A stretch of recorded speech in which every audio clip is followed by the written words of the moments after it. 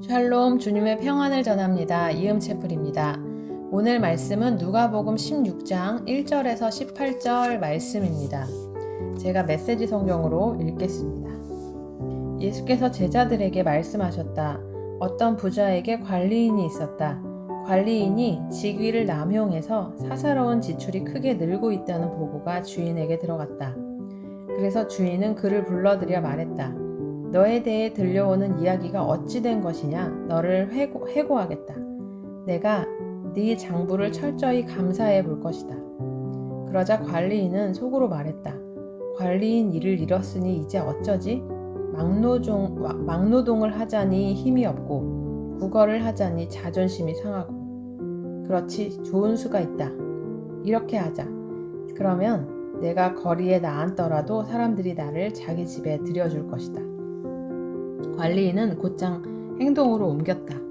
그는 자기 주인에게 빚진 사람들을 한 사람씩 불렀다. 처음 온 사람에게 관리인이 말했다. 내 주인에게 진 빚이 얼마요? 그가 대답했다. 올리브 기름 100통입니다. 관리인이 말했다.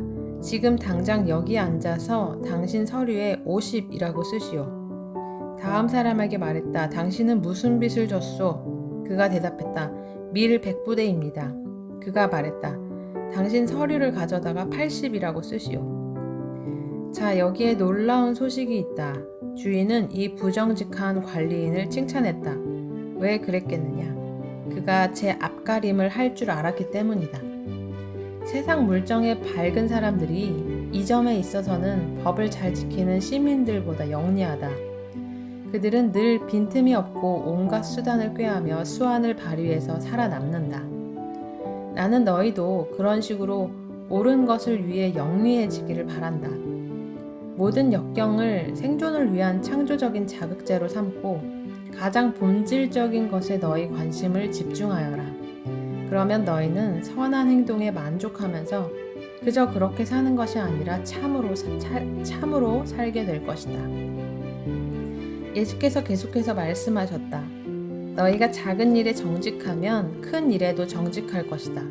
너희가 작은 일을 속이면 큰 일도 속일 것이다.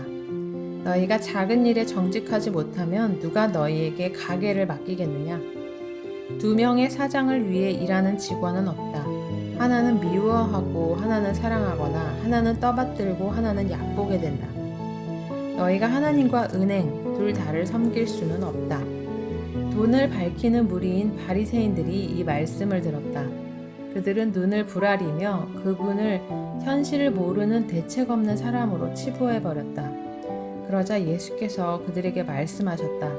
너희는 다른 사람들 앞에 자신을 그럴듯하게 보이는 데는 달인이다.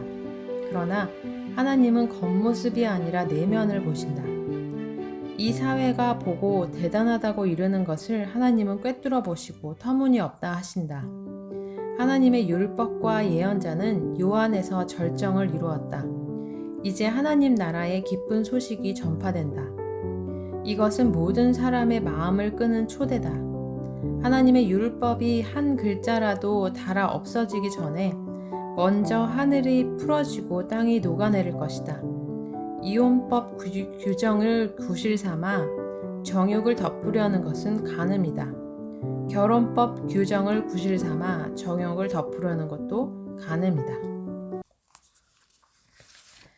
자, 제자들이 재물을 어떻게 사용해야 하는가를 설명하는 비유에 불의한 청지기 이야기가 등장합니다.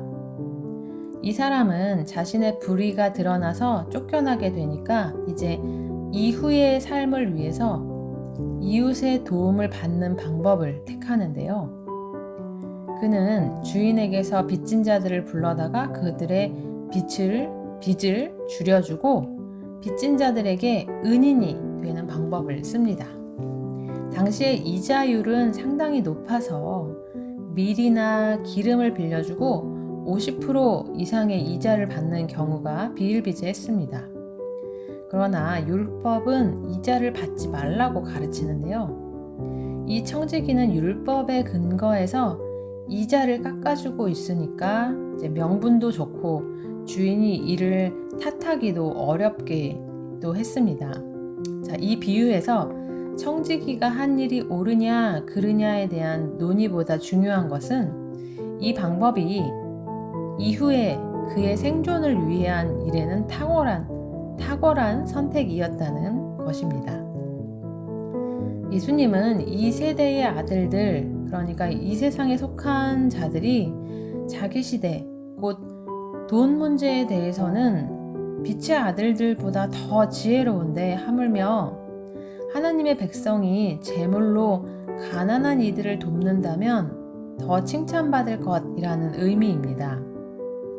하나님을 알지 못하는 자들도 약자들을 돌보고 친구를 사귀기 위해서 자기가 위기에 처했을 때를 대비하는 가장 좋은 방법을 압니다.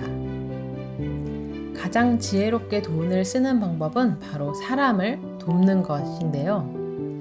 세상 사람들도 다른 이들을 돕는 것이 결국은 나의 안전을 도모하는 길임을 아는데 하나님의 자녀들이 이를 모르고 있어서는 안 될 일이겠죠. 자, 우리는 언젠가는 재물을 반납해야 합니다. 하나님이 주신 재물을 지혜롭게 사용하는 방법을 알아가는 저와 여러분 되기를 축원합니다.